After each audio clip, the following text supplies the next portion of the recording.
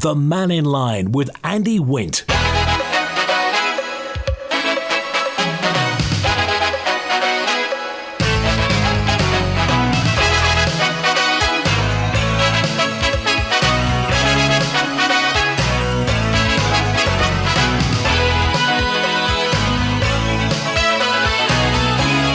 Pastor good afternoon. Welcome to Mannin Line on Manx Radio. Your chance to have your say. And today, the leader of Douglas City Council is here, and also the lead on finance and general purposes at Ramsey Commissioners here. Devon Watson from Douglas and Juan McGuinness from Ramsey.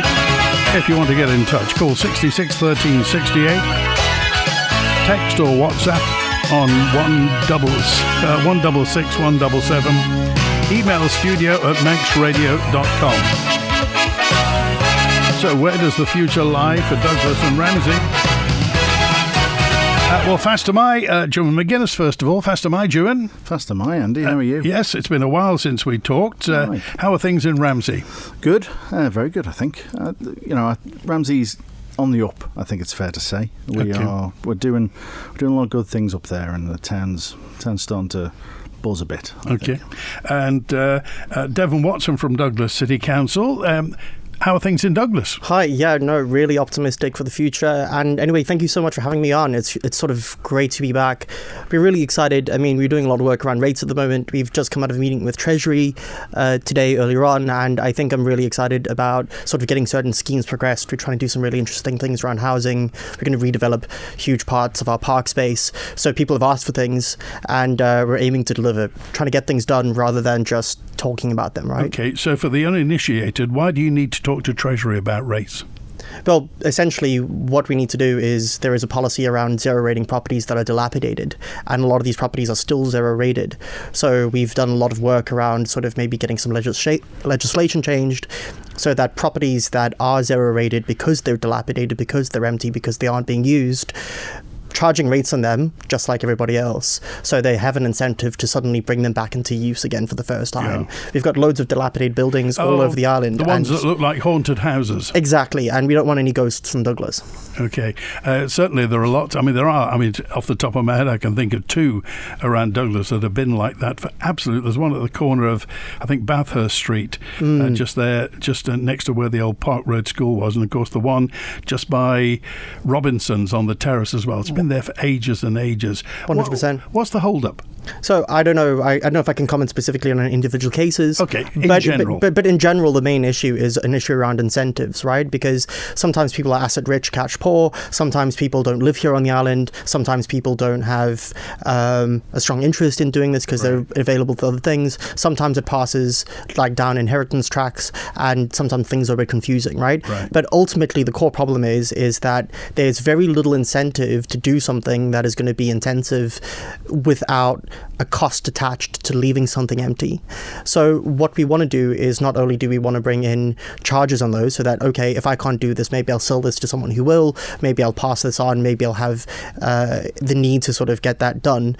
And B, what we'd like to do is we want to start charging additional levies. It doesn't necessarily have to go on rates, it can go in anywhere, but on empty properties. So Ramsey has this really incredible thing where you've got loads and loads of local businesses in Parliament Street, and rent in Strand Street is so high. I know one of the units was going for £200,000 a year. Who can afford that? What local business can afford that?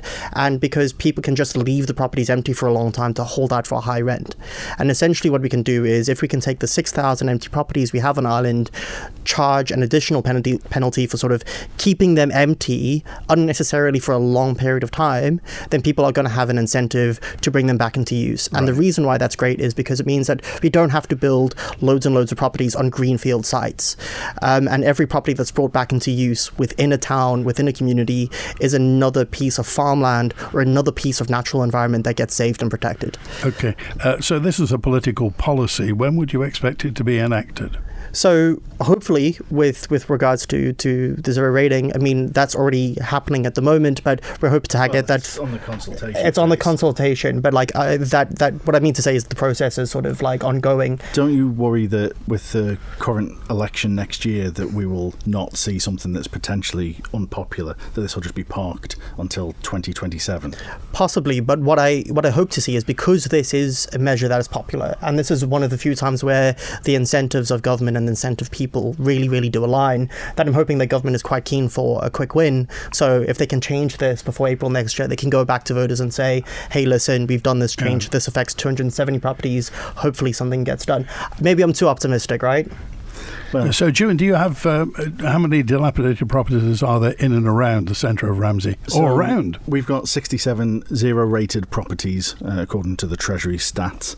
And I think what I've been asking our staff to do is dig into why they are zero rated. I mean, some of them, I got the list, some of them have been zero rated for over a decade or more. And it's interesting what you say, Devon, about encouraging people to sell. The one, I am generally in favour of this. The one concern I have is that there's a likelihood that people who are cash poor will be forced to sell, and realistically these buildings are not going to be mortgageable, so you are selling to an existing capitalist, not capitalist, but capital rich echelon of society. So you have the risk of sort of forcing people who are temporarily cash flow awkward to lose their property, which is not something I want to do. There's got to be a subjective balance. 100%. There does have to be a balance. I think the one thing that I think quite firmly on this is, so if a property is empty, presumably the person lives somewhere else, right? So this property is surplus to requirements,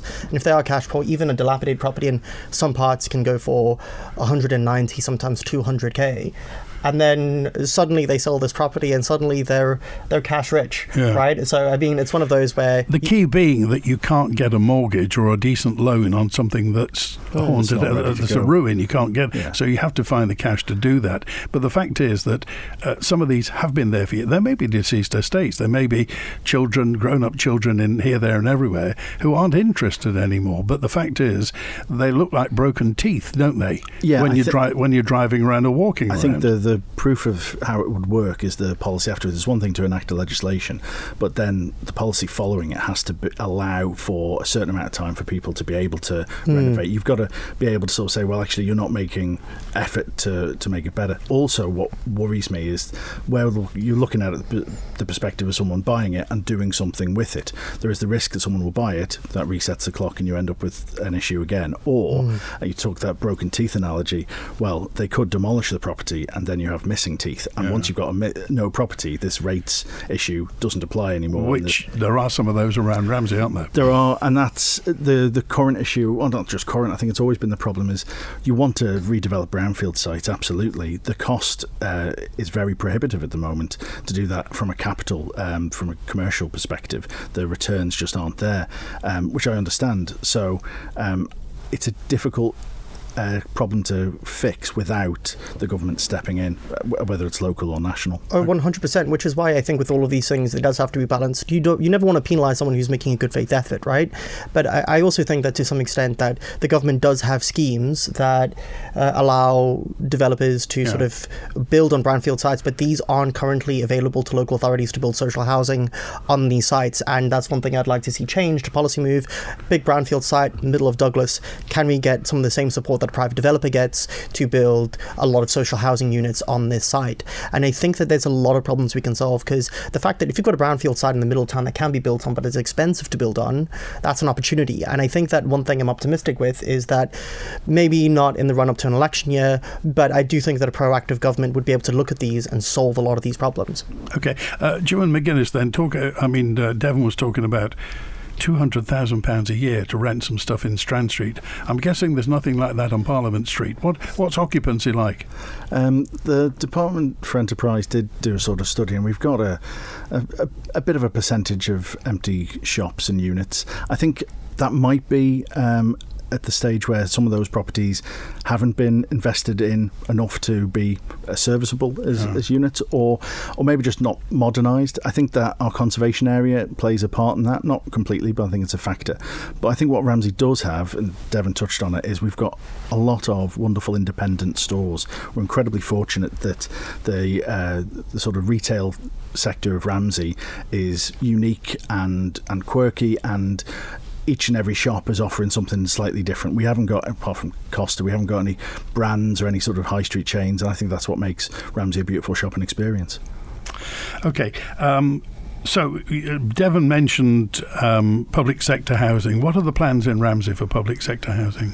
Yeah, so I put forward a proposal for our staff to go away and write a housing strategy, because I think up until now we've been sort of waiting for the DOI to give some direction or some funding, and we've been quite passive, and I want us to be more proactive. The central government seem to view social housing as a cost, and I would see it as an investment. Whether it's brownfield sites, whatever the factor, we are providing affordable places for people to live and therefore contribute into the town, which is dramatically important. And I want us to be looking ahead 5, 10, 25 years. I don't want us to just be sat back and thinking, well, we've got one project on the go and we'll just focus entirely on that, and then once it's finished, look around for the next one, because the timeframes on these developments are 5, 10 and 25 years. You need to be looking ahead to the next opportunity, and not just be waiting for the DOI to move at glacial speed into providing funding. And I know the DOI have made some noises in recent months about sort of having a clearer pathway to funding and things like that.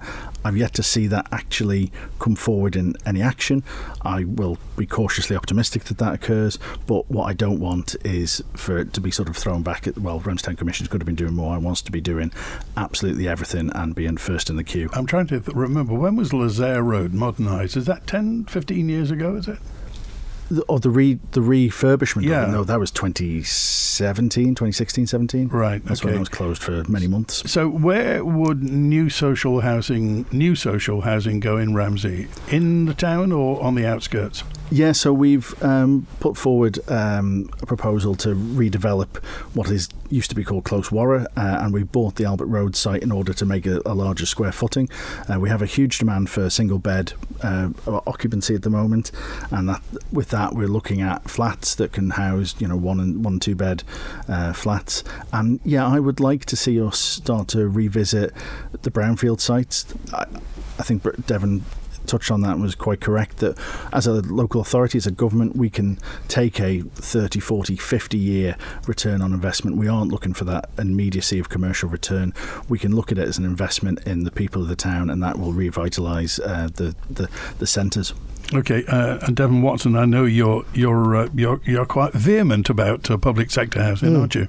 Yeah, I care about two things in the world. I care about my friends and family, and I care about social housing. Much to the chagrin of many of my friends and family, who I never shut up about this. And I think that there's a lot of really interesting things going along the way. But one thing I do want to sort of move away from is that now that we're elected, now we're in government, we aren't activists anymore. We have to get stuff done, and which is why our fairly firm commitment is to see our social housing waiting list that's got 250 people on it. And that's not just a number. Each one of those people represents a household that is in desperate need for housing. We've currently got plans on the way, and we're quite keen to make some announcements and get things going.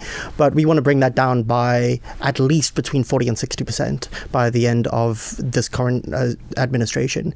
We've got some vacant properties that are owned by the public sector because they've got very complex issues around the properties. We want to get that down as close to zero as possible.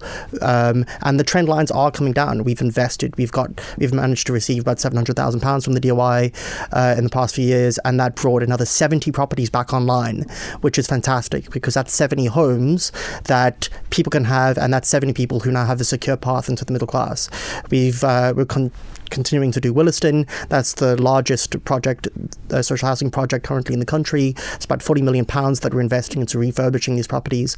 And I think that the future is good because the most innovative housing at the moment is being built in the public sector. And we're about to bring Williston Apartments online fairly soonish, hopefully by the end of the year, maybe early next year.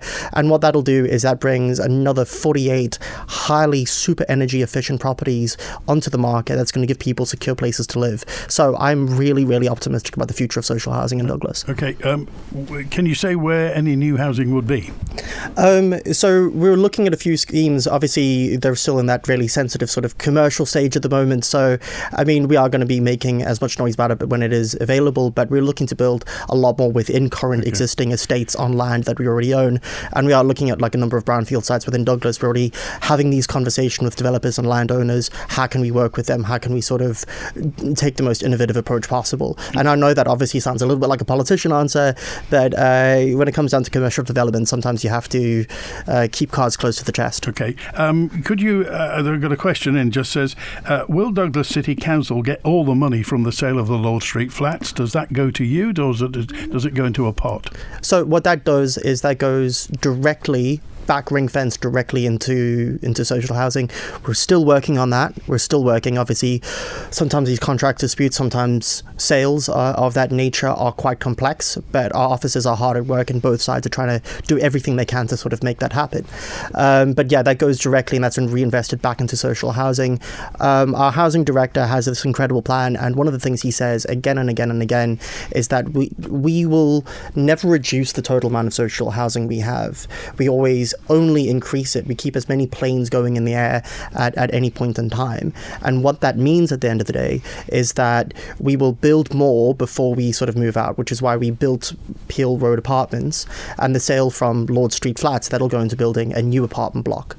So that adds new private sector supply, 50 new, hopefully affordable apartments within the private sector, and that gives us the funding to build new public sector homes. Okay, Stephen's with us now. Hi, Stephen. You're live with Devon, Watson and Joe McGuinness. Good afternoon, gentlemen. Good afternoon, listeners. Good afternoon, Andy. Devon probably knows part of what I'm going to talk about because I have discussed it with him. But I would like to say that I think the councillors should be reminded that you're not just sitting there to look after social housing. You are there to look after the ratepayers in general of the city of Douglas, and that is a wider remit than what you've currently been discussing. And I think that one of the issues that has been sadly lacking in the last decade and a half, it was stopped by a previous minister. There used to be a situation where individual houses, and don't forget we are in the main talking about individual houses which are possibly one within a street in each area, possibly two at the most, but these will all be owned by individual people. So previously what I know happened was that individual property owners could apply for grant aid to repair big ticket items within the property, and I would hope that would be reintroduced, because I think it's grossly unfair where big property developers can claim some sites are brownfield and get a large percentage of taxpayer funding to carry out then the one we all like to use as an example is the property development in Port Erin on the upper promenade for luxury apartments. Now, no one can really claim that that's a good use of taxpayer funding. However, it has been agreed, and I find it perplexing that ordinary single property owners are not able to seek grant aid. So that's the first point I'd like to say. And the second thing is I do applaud Devon for this initiative to try and get property, get it moving. People sometimes do need a push. I don't support all his thoughts. That's not possible. No, but I do support that, and I do think he's right where he says that the council became very moribund and did little for fear of doing something wrong. Because in the past, the council has done and carried out initiatives which are targeted for social activities, recreational activities via the villa. And I do think it's something that, and I hope that Douglas City Council and Ramsey City Council, for that matter, and all the other councils around the island can look at possibly more than just considering themselves as a social housing managers. They're not. They're there to represent all the ratepayers, and I think that's something that's been missing. And I know that Devon has spoken about they've not done things. So it'll be interesting to hear Devon and Juan's comments on these points I make. Okay, Devon Watson. I think they're excellent. So 3 main points there. One is, if a big developer can get grants to do up and fix the housing, why shouldn't a small local person be able to sort of get that same sort of requirements in order to sort of get their properties back online? And we know additionally that when we do have climate change targets, a big part of that should also be giving ordinary people who live in the city and live throughout the island the ability to insulate their homes so they aren't cold in winter. The easiest way to stop large heating bills is to be able to insulate your home. So I think that there needs to be larger scope. I know Italy does quite a lot of work on this, and we need to look at schemes that have worked in Europe and bring them in here and not be afraid of sort of investing in homeowners and investing in the people of the town. The second core concern comes around, I suppose, when it comes down to, we aren't just social housing providers. I completely agree. It's an issue I care a lot about, but we've restarted a park maintenance scheme. We're investing about £1.5 million into redeveloping parks all across the city at the moment, giving young people safe places to play. We've invested heavily into city centre, towns and events. We've invested quite considerably into CCTV networks. I think we're one of the few local authorities that has an active CCTV network to work with the constabulary in order to reduce down the amount of crime and make sure that we continue to be the safest capital city in the world. We do a lot of work on these other fronts, and hopefully the proof is in the pudding with a lot of these things. Obviously, any decision we make is going to be difficult, but our core job is to serve everyone. But I also want to show that there isn't a contradiction between those two aims. You build a new block of social housing, they pay a significant amount of rates, so you build a new block, that's another 10, 20, 30 grand worth of rates, and that's able to subsidize additional ratepayers. We've got enough people in social housing in Douglas that I think it totals the population or the amount of houses in Port St. Mary and Castletown combined. They come into Douglas and they pay the rates that help maintain the library, that help maintain everything else. So it's about building more social housing so we have more resources to invest in everyone. Okay, Juan? Yeah, it's interesting on the grants. I know the green energy grants have sort of moved forward with a few insulations and various other. I think the issue with government grant schemes tends to be the balance between making them accessible and not such hardship to get through the bureaucracy and red tape to access that people do actually access it, without coming across as feeling that it's throwing money without the end result. I think that's a tough balance that we still as a society haven't quite wrestled with. But yeah, I'd agree that helping people invest in their properties for the greater good is absolutely key. And I'd invite Steve to come up to Ramsey and enjoy the Murrock Park, which for my money is the finest park on the Isle of Man, and that is done by the hard work of Ramsey Town Commissioners to upkeep that. Absolutely agree that Noel Edmonds loves it. He does, and I welcome him back when he's back from New Zealand, and rightly so. It's an absolute gem for all ages, whether you're young or old, and we think we take it for granted in the north that we've got it on our doorstep.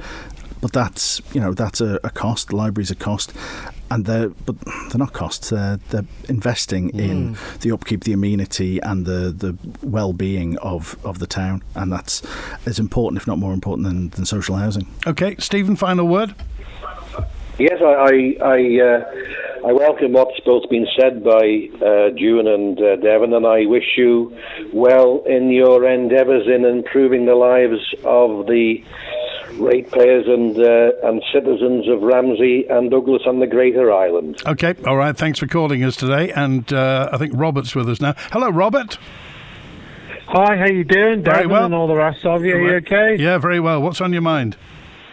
I'm looking at a £5 note underneath my coffee pot. Right. So it's stick in a fiver and go. Now, what I wanted to talk about was there's something reaching about on social that we've got £50 million for housing, which came off the socials for Isle of Man government over the last week. Is that true? Can we have someone go in there and verify that? Can we get spades in the ground? What are your thoughts on that? Have you heard that? Have you heard that story, Devon? Maybe I'm slow on the uptake, but I haven't heard about that directly yet. £50 million. That would be great. If someone lets me know where I can find £50 million, I'd be thrilled. Where did you hear about that, Robert? That was on it was on Twitter, and it came out of the Isle of Man government conference. Maybe I'm wrong. Maybe it was 50 million. Right. But I mean, it's sticker and fibre and go. So you need to get your coffee out and get in your flask and do something. Well, we'll certainly take a look at that. I know you've talked about housing in the past and availabilities. Because I know you know the people at Gry, don't you? I do. I'm there now, and we've got plenty of apples. So I feel a bit of a genius at the moment. I am an inventor, but suffering from imposter syndrome, so that's that. But also there's a councillorship coming up, or a councillor over at the Douglas Corporation. Could Devon slightly talk about that for a second? Oh, yeah. That may be an in. You want people to stand, don't you? Yes, 100%. And I think the one thing that I would like to see is I would be really, really keen. So I think that the nominations are open now. I think they close in a week or so, or fairly soon. So get down to the council if you do want to run, like today or tomorrow, pick up those forms, because what we really want is I want someone in there that really disagrees with me. I really want someone in there that is able to challenge and being able to sort of hold our plans to review. And the last thing that we want is we don't want the council to be an echo chamber, and we want people who are community minded. We want people who are going to push back. People are going to hold us accountable. And at the end of the day, that's how you make a good decision. So I'm sure there are many listeners. Not everybody agrees with me. I don't even agree with myself. I'm like, who said that? So please, guys, run if you're quite keen to run. It's really rewarding. It's hard work. The pay is terrible, but it is the best thing you'll do in your life. I'd imagine you want people to, more than one person to stand as well, so you have an election. Yeah, that is a big issue that we have, is that because I think it's the volume of work that's required, plus the fact it's an unsalaried position, means that people have to make a sacrifice in order to do it. But I think that I would like to have multiple people running with competing visions for what they want to see, and that helps us do a temperature check on where the city is going and what we need to change and what we need to improve. Okay, I got a message in from Valerie who just said, could you ask Mr. McGuinness about the Ramsey Quayside scheme and where that is at the moment? Because didn't you, DOI wanted to do something and the commissioners didn't, is that right? Yeah, so back in 2021, the DOI brought forward a flood prevention scheme of the Quayside, and that was rejected or argued against by Ramsey commissioners and the Chamber of Commerce at the time, and they went away and worked with the Chamber of Commerce and some other interested parties, the fisheries, for about a year. And 2022 there was a sort of a plan put forward in principle, and then everything's gone quiet. Then the DOI did come to have a meeting with Ramsey commissioners. It was a private meeting. I know Wilf let everyone know on this very programme a few weeks ago, but so that has moved on. The DOI are talking about plans, and it's for them to bring them forward so the public can view them. Okay, but obviously, will there ever be a compromise on this? Because, if I can paraphrase it, they wanted a big wall, the commissioners wanted something smaller, there was car parking going to be lost, and free car parking is important to Ramsey. Where will the compromise come? Yeah, so we've got to be pragmatic about it, but it's for the DOI to come forward with something that kind of satisfies both sides. The height of the wall and the making of the wall, that's, you can bow to science on what the likely tidal range is going to be in the coming years. With the parking, I think at last guess they were looking at 60, maybe 70 spaces lost, which is huge, especially for the town centre. It's very close to the shops. It's the ideal position, and I'd say Ramsey's USP, unique selling point, is that you can get a car parking space even on busy days directly close to the town centre. It's free. It allows you 2 hours to sort of wander the streets. I think it's massively important, something we should fight to keep hold of. And it's it's a lovely aspect, parking on the quayside, wandering down the cut-throughs, the generals, if you like, onto Parliament Street. It's the essence of Ramsey. Yeah, exactly. You can get right into the town, to the heart of the town with ease. You can go to a shop and you don't have to worry about what you're picking up and buying, because it's a short walk back to your car. You can drop it off.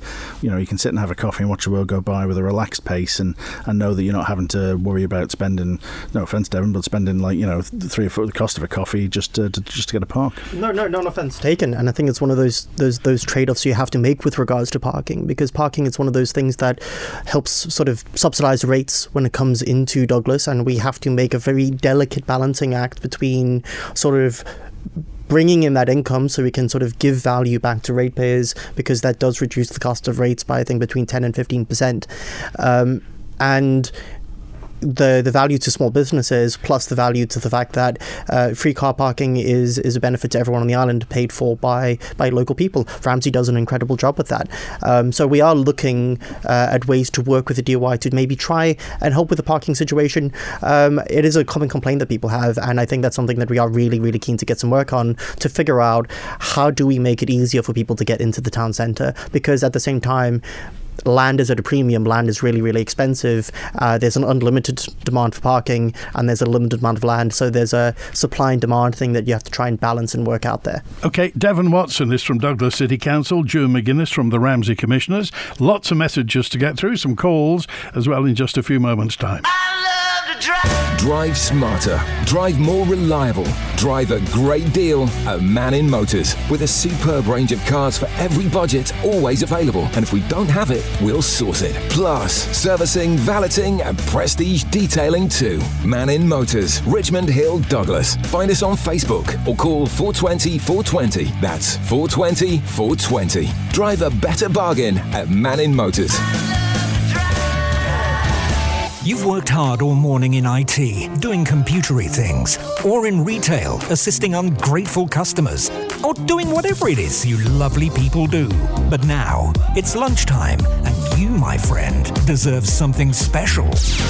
From Smash and Fry. Take your lunch to a new level with our delicious pizzas, fried chicken, smash burgers and milkshakes. Lunchtime is your time. Visit Smash and Fry, Duke Street, Douglas. You deserve it. EVF, fueling the island and fueling you. With a great range of fresh foods and everyday essentials at our filling stations. And always great offers too. Ellen Vannin Fuels. Do you know, Dave, the Q Plus counter always has just what I need. Whatever plumbing job I'm working on, whether a state-of-the-art bathroom or the latest heating system, Q Plus always help. With extensive supplies, friendly, knowledgeable service and great prices, it really is the one-stop shop for trade and DIY customers alike. And if they don't have what you want in stock, they'll find it for you. See for yourself. Just take a look at Q Plus on Facebook. Are you a small charity here on the Isle of Man? Are you looking for volunteers, hoping to raise awareness and chasing those crucial pounds and pennies to support your work? Well, Manx Radio can help. You could be our next 1 to 3 Charity of the Week. With daily on-air coverage, podcast and social media promotion, we can help support you and those you help. Just email the numbers 123@manxradio.com and listen out for the feature each weekday between 1 and 3 p.m. The Charity of the Week, brought to you by Kell Properties. The Mannin Line with Andy Wint. With Devon Watson and Juan McGuinness, and Juan's with us now. Hi, Juan. Hey, Andy. Hi, Juan, and hi, Devon. How are you? Hi. Hi, Juan. Hi, Dan. Just a couple of things on the town centre. It's actually a good programme to have both of you on. I think it's good that two towns can bounce off each other with some ideas. So it's a good idea having two on, Andy. Very much so.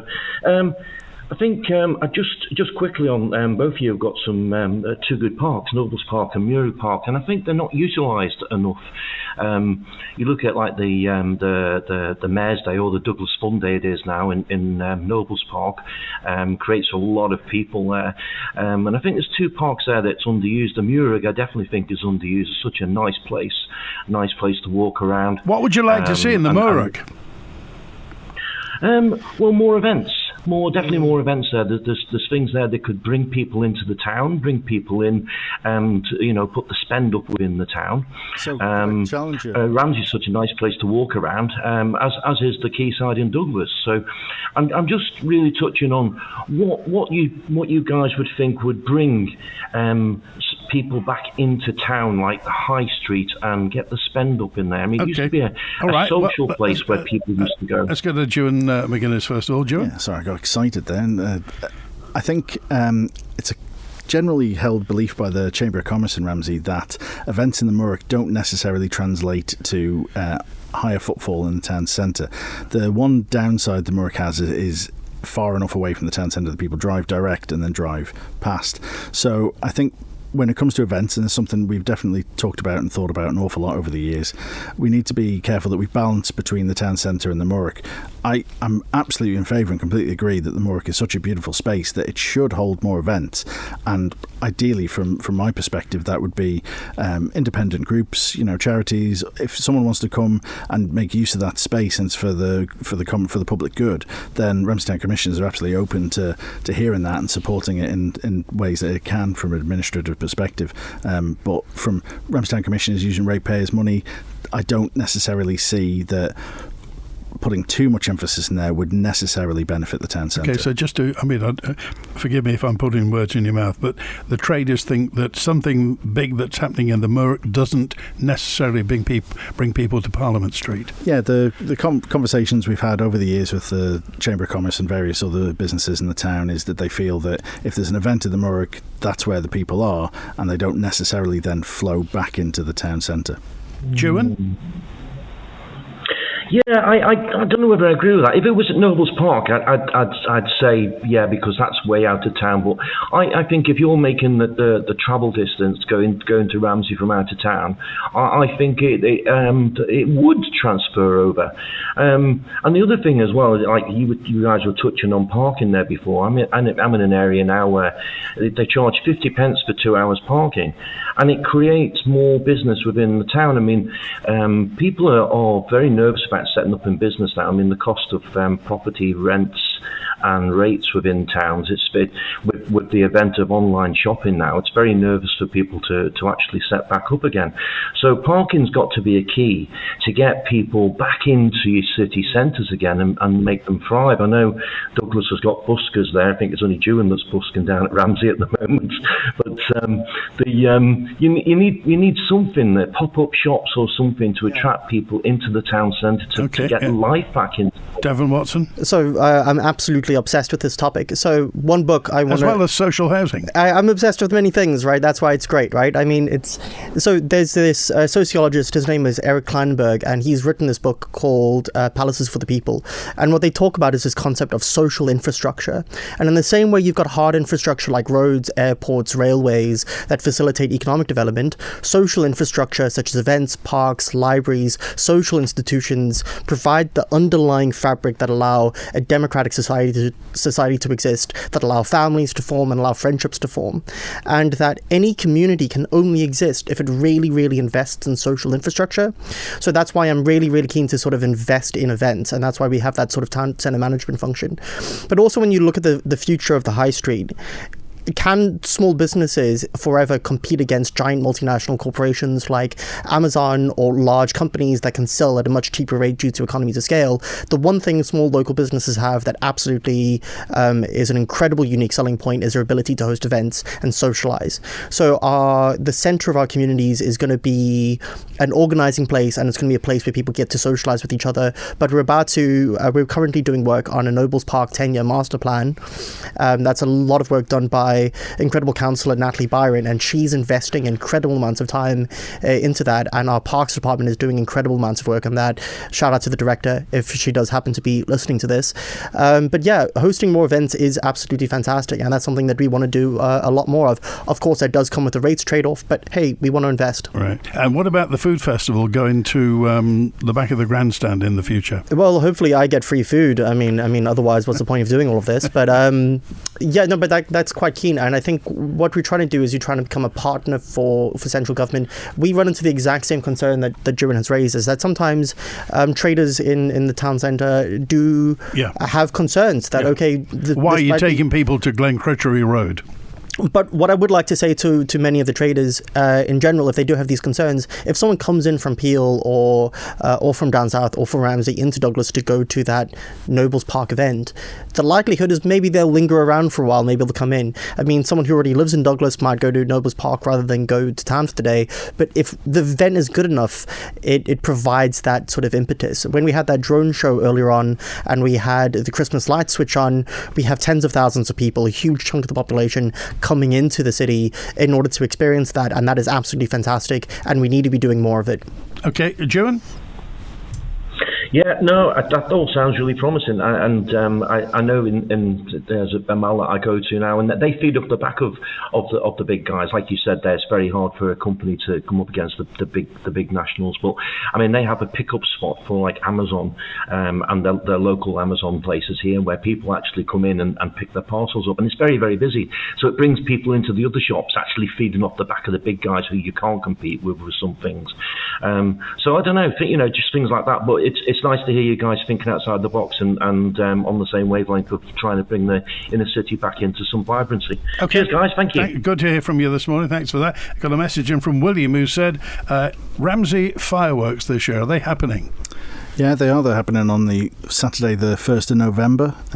It's been a change the past few years. We've always traditionally held it on the 5th, which would be my personal view, but the board have moved towards a sort of a Saturday in recent years, again, because the general belief is that it brings a lot of people into does bring a lot of people into town, and a Saturday would create more business for the traders. It's become huge, though, hasn't it? I mean, I remember the first one, though. It absolutely. You remember the first one after COVID? Oh, yes, the 2020 was. Couldn't move, could you? And it's because we're very fortunate to have it around the Morwick, so you've got a beautiful semicircle of viewing on a still night. The fireworks reflecting off the Morwick Park Lake. It's a really beautiful setting and has a space for a large number of people. Okay, so it's what, Saturday the 1st of November.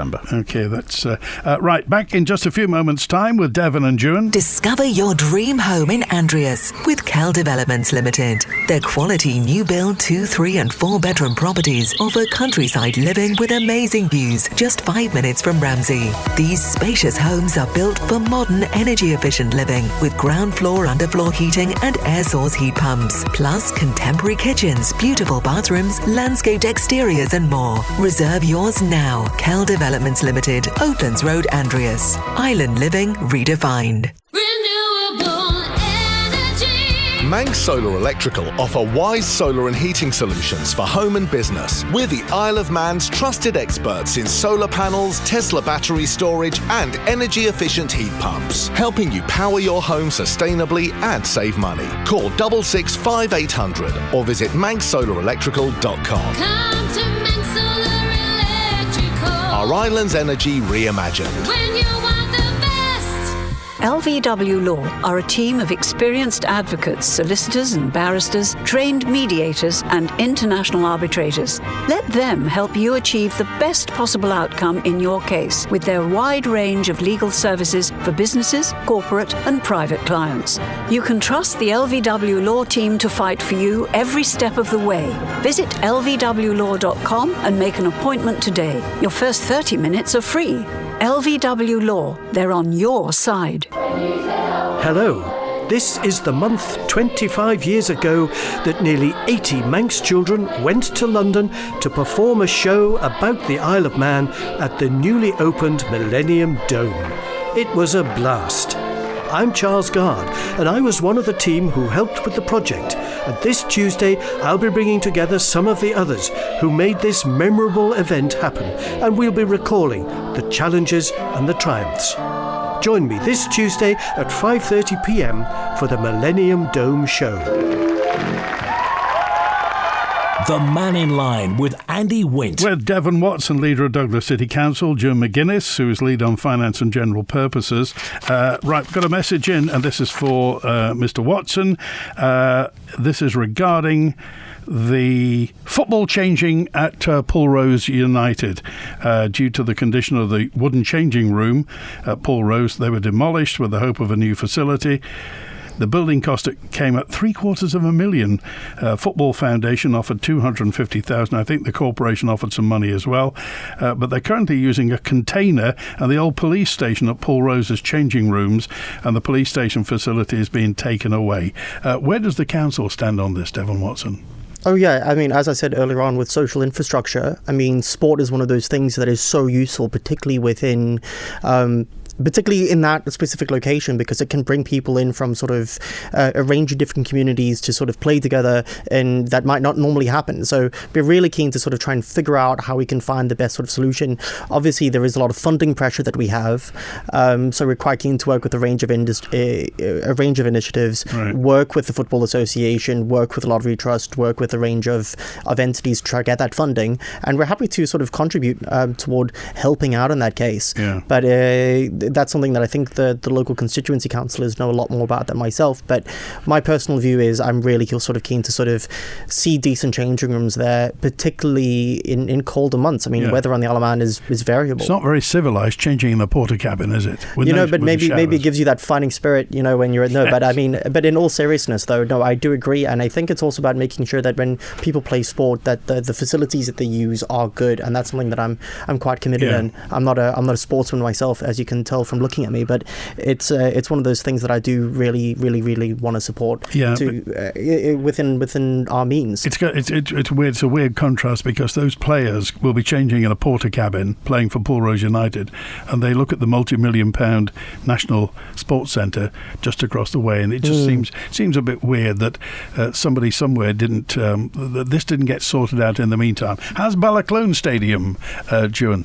Balaclone's good, and the Ramsey Rugby Club have done fantastic work out in the Murrick as well. They back in the UK leagues, partly as a result of the wonderful clubhouse they have. And Ramsey Youth Club and Old Boys, they're working out of the school at out Lazaire Road, so they're probably in a similar boat to Paul Rose, that they want a more permanent home. And there's a lot of it's great that Ramsey's got so many different sports teams and different people getting involved, and I agree with Devon that as much community spirit as possible, but having changed in a few porta cabins over the years, the sooner you get some proper changing rooms, the better. Who did you play for?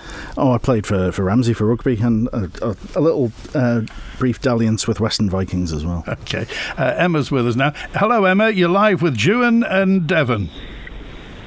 Oh, good afternoon. I just wanted to add to what Joe was saying about the fireworks event on the 1st of November. So I work with the Northern Chamber of Commerce.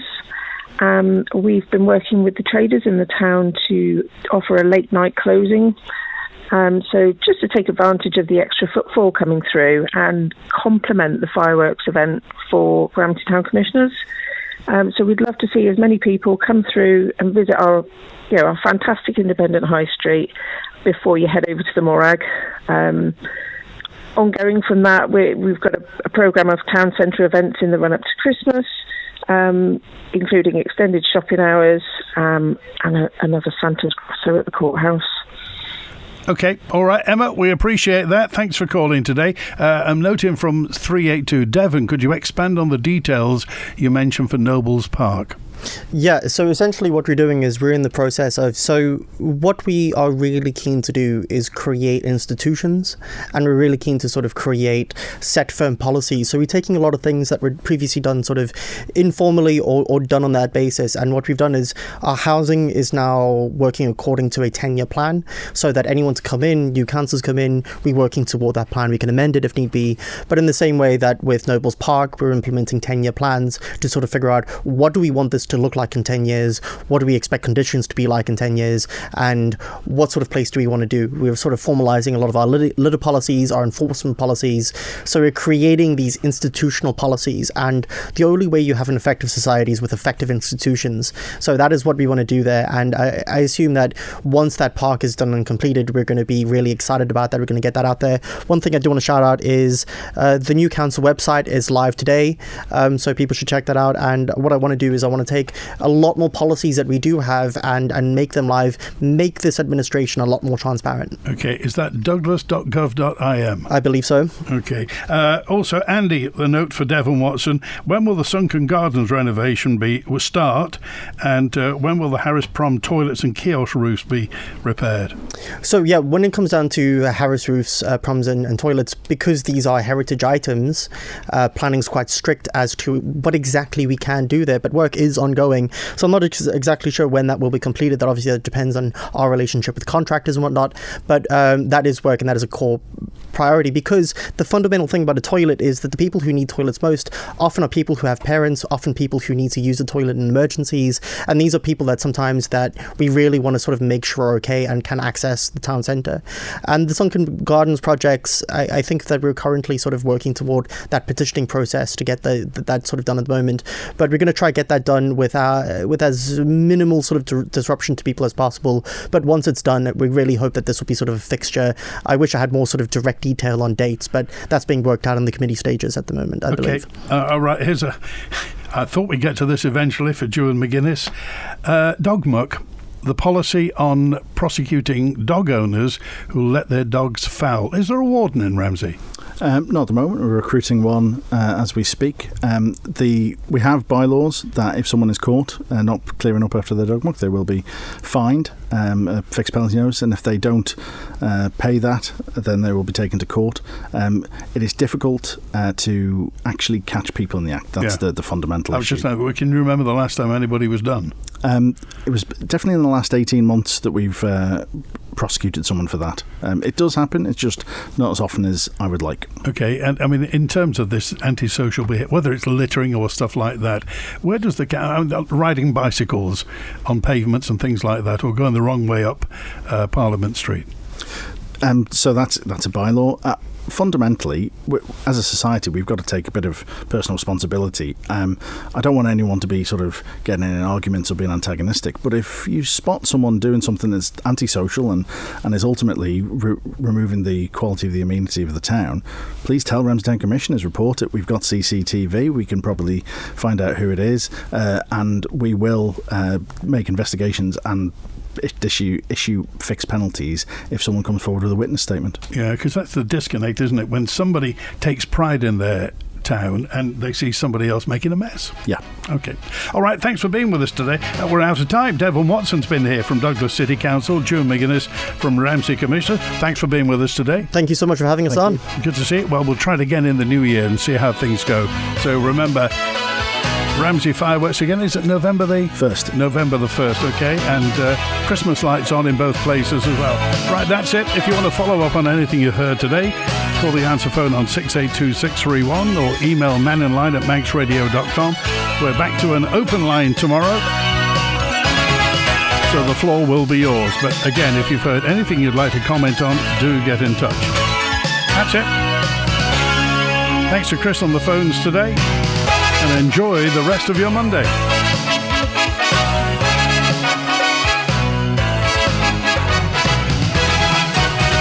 WINT